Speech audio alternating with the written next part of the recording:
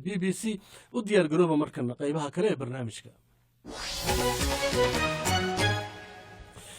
aan ku bilaabay wararka ka imaanaya magaalada Beled Xaawo ee gobolka Gedo ayaa waxa ay sheegayaan in maanta halka uu dagaal ku dhex maray laba ciidan oo beryaha isku hor fadhiyay duleedka magaalada.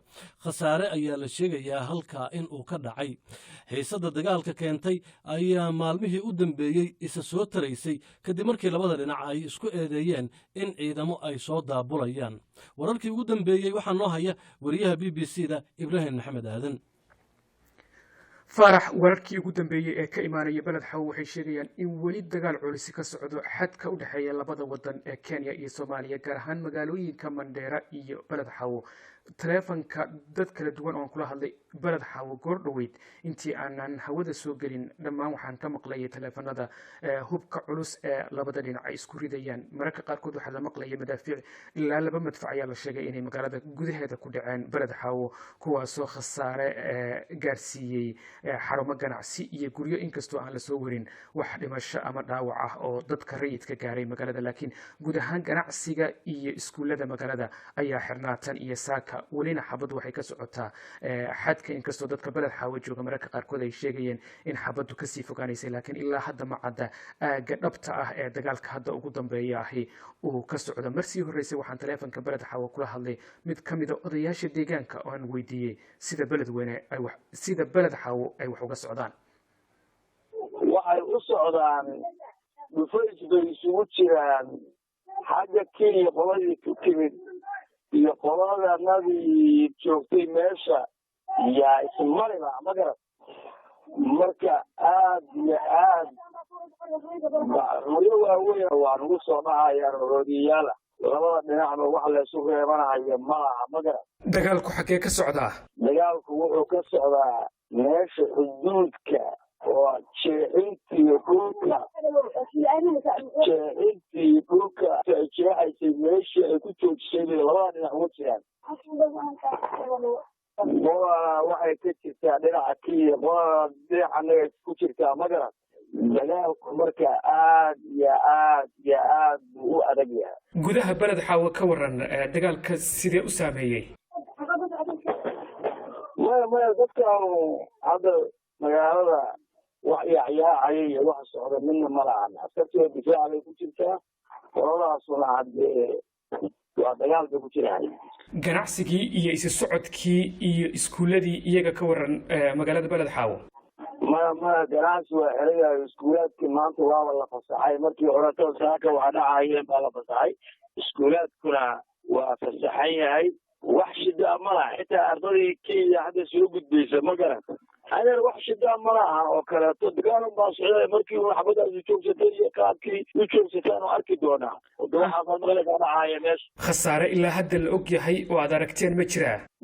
maya anigu waxaan ogahay wax khasaaraa midna ma laha. waa arkayo oobiye guri ku dhacay dad shacab uu leeyahay. xitaa wuxuu gaarsiiyey maaqaano waa garab maray.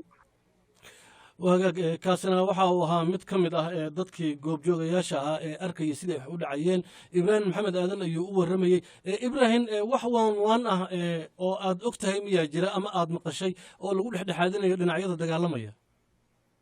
dabcan farac waxaa ka horeeya nabadeynta khilaafkani waxa uu ku salaysan yahay dagaalku wuxuu dhex maraya ciidamada dowladda federaalka oo qaybo ka mida gobolka la geeyey dhowrkii toddobaad ee ugu dambeysay iyo ciidamo daacad u ah wasiirkii hore ee amniga waa wasiirka amniga ee Jubbaland Cabdirashiid Janan oo horey dowladda Soomaaliya intay u xirtay haddana xabsiga ka baxsaday oo ay ku eedeysay arrimo ka dhana xuquuqda aadamaha kaasoo ay doonayso in loo soo gacan geliyo. waxayna horey u weydiisatay Kenya in ninkaasi dhulkeeda uu joogo isla markaana ay u soo gacan geliso. marka dagaalku wuxuu dhex maraya waa ciidamada dowladda iyo ciidamo taabacsan Cabdirashiid Janan wasiirka amniga ee Jubbaland. marka in dawaalaba odayaasha deegaanku waxay isku dayayeen inay arrintaasi xal laga gaaro oo khilaafka aanu saameynin deegaanka. laakiin dabcan waxaa muuqata in labada dhinacba khilaafka u dhexeeya Jubbaland iyo dowladda federaalkuba uu meel sare gaaray kaasoo aakhirkii maanta aad arkayso in gacanka hadal uu isu bedelay. Ibrahim aad ayuu u mahadsan yahay. wixii warar ay ku soo kordha idaacadeena dambe ayaan dhegeystayaal idinkugu soo gudbin doonaa. laakiin dhanka kale waxaan la hadalnay Cismaan Nuur Xaaji oo macallimo ku magac dheer oo ah kusimaha gudoomiyaha gobolka Gedo. waxaan wax ka weydiinay dagaalka iyo sida uu u bilowday bal waxa ay dhankooda nooga sheegi karaan.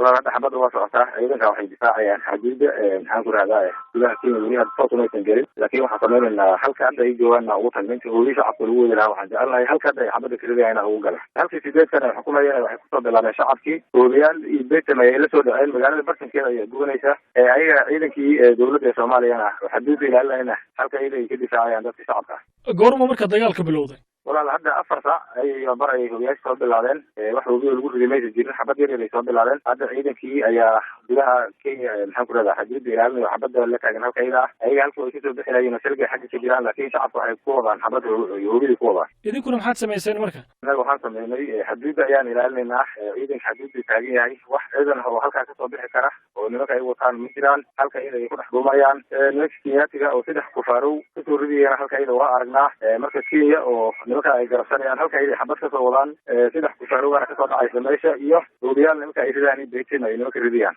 bal dadku ku dhageysanaya u sheeg halkii imikaad ku dararaysaan ma bartamaha magaalada maduleedka magaalada waa halkii xaduudda bartanka kala baraha ee sabiij ajiisa oo meesha xabadda ay dagaal ka soo qaadeen haddana meeshay ku jiraan waa silga gaadkiisa oo dhanka Kenya gudaheeda ay xabadaha kasoo ridayaan annagana waxaan taagahay ciidanka hadda dalka Soomaaliyeed ay difaaca kaga jiraan xaduudda maxaan ku rahdaa Kenya Soomaaliya u dhexaysa halka silga ay taagan yihiin maxaa khasaaro oo ka dhashay marka dagaalkan waad inoo sheegi kartaa laba meelood magaalada bartanka magaalada guryaha way goonayaan sida hadda ayaan xog ku helayeen ilaa 4 qof oo shacab ah oo hal guri ku jirtay way ku gubeen kolley mas'uuliyadaasna waxaa qaadan doona nimanka hadda ku dhuumanaya gudaha Kenya yaan ku dhigaha oo meesha hadda lagu ilaalinayo iyo ragga kale oo mas'uuliyadda sheeganayo hadda halka iyada la joogo difaaca kula jiro xabadda wada annagana waxaan sameynaynaa insha Allah ilaalinta shacabka ee dadka Soomaaliyeed ay mas'uuliyad naga saaran tahay waana ilaalinaynaa insha Allah inaanan loo soo gudbin oo loo soo gelin marka khasaare 100% wuu dhacaya shacabka madeerana wuu gaaraya shacabka maanta maxaan ku rahdaa dalxawan wuu gaaraya